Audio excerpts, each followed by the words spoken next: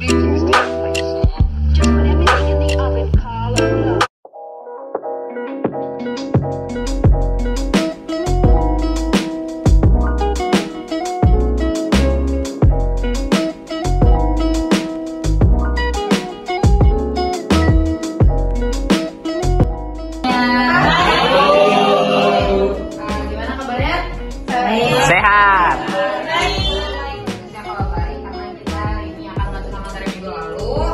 Sebelum kita kegiatan pembelajaran, mari kita semuanya berdoa di dalam hati masing-masing sesuai dengan kepercayaan masing-masing. Berdoa dimulai.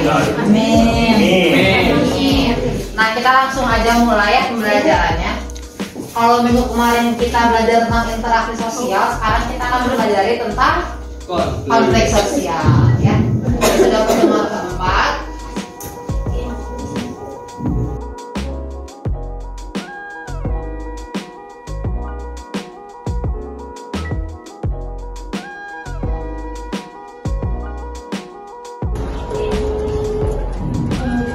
Konflik ini adalah pengertian konflik sosial. Ada yang bisa menjelaskan sendiri konflik sosial menurut pandangannya sendiri? Berantem, Bu. Asia bisa, Bu. Ya, suatu masalah berarti konflik itu Pertentangan. Perbedaan. Sesuai dengan norma. Gitu ya.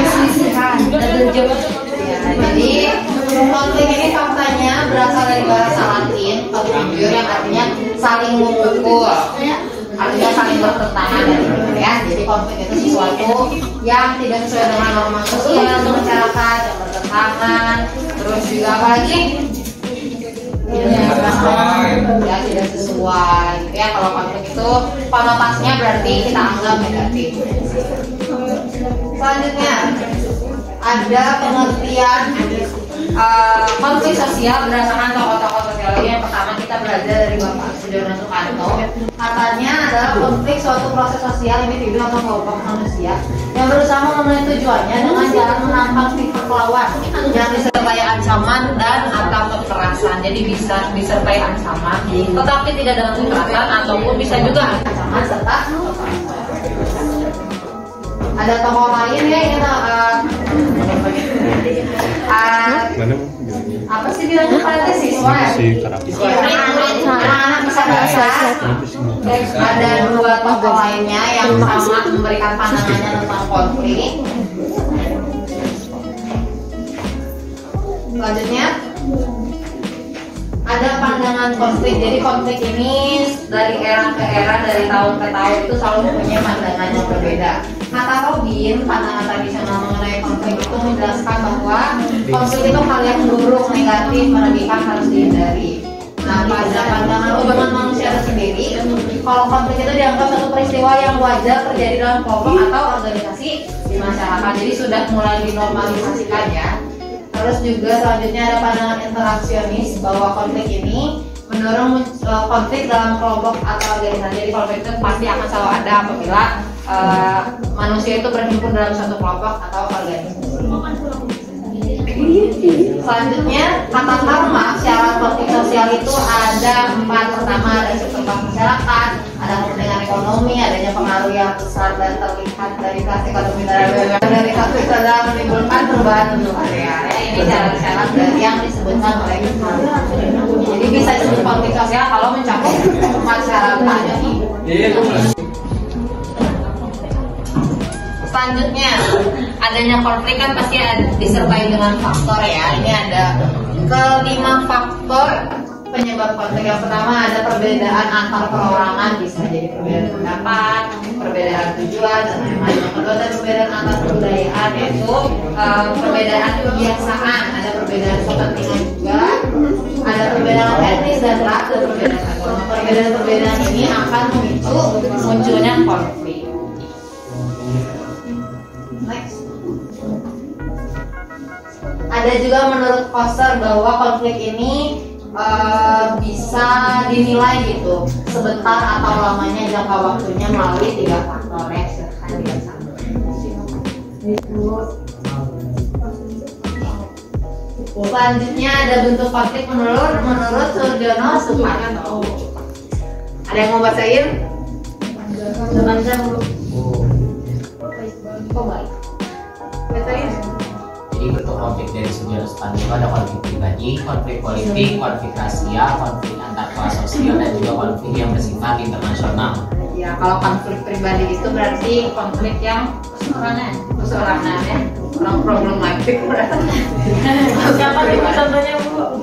Konflik pribadi, kalau konflik pribadi ya berarti yang dirasakan mungkin sama seseorangan atau lingkupnya kecil. Terus ada juga konflik politik yang bidangnya mencakup bidang politik ya. Terus ada konflik rasial, antar kelas sosial, dan sifatnya sampai ke internasional. Jadi cakupan konflik ini luas gitu ya, sudah Soekarno.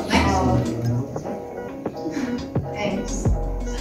Selanjutnya ada dampak positif dari konflik. Meskipun konflik ini konotasinya negatif ya, tapi ada juga dampak positif yang diberikan dengan adanya terjadinya konflik. Yang pertama, membantu menghidupkan kembali norma-norma lama dan menciptakan norma baru, merupakan jalan mengurangi ketergantungan antar individu atau kelompok, terus juga meningkatkan solidaritas sama anggota kelompok. Jadi kenapa meningkatkan solidaritas kita? Jadi dari konflik itu kita beradab ya.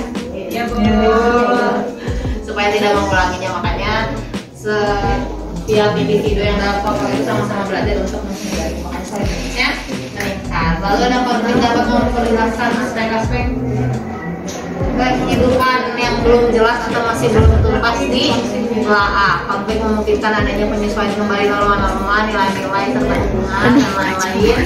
Dan yang terakhir, konflik dapat berfungsi sebagai sarana untuk mencapai keseimbangan. Meskipun begitu, ada pula dampak negatif dari konflik. Udah pasti perpecahan, udah pasti pemusuhan, udah pasti kekerasan, ada perubahan kepentingan dan jatuhnya korban. Next, terakhir ya. Nah, ini bukan syarat konflik, tapi resolusi konflik.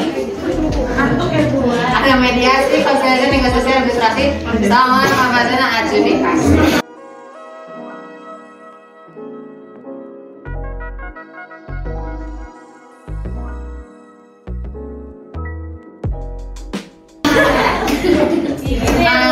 Selanjutnya biar nggak satu arah, kita nanti anak-anak tolong cari arti dari mediasi, konsiliasi dan teman-temannya dicatat dalam buku dan dikumpulkan di akhir pelajaran hari ini. Ada yang mau ditanyakan? Cukup. Ya, berarti penyampaian saya sangat dimengerti. Terima kasih.